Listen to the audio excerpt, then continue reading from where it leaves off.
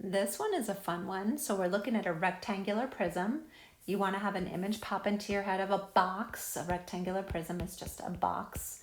And you know that that's volume is length times width times height. So the box they're talking about is 15 inches long, 8 inches wide, and 6 inches tall. But there's a caveat. They say that it's 3/4 full of soil.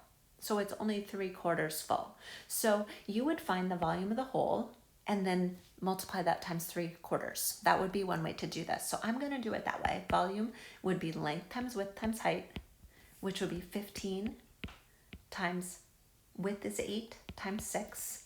So grab your calculator, 15 times 8 times 6, or your calculator tab that shows up, and you're going to say volume is 720.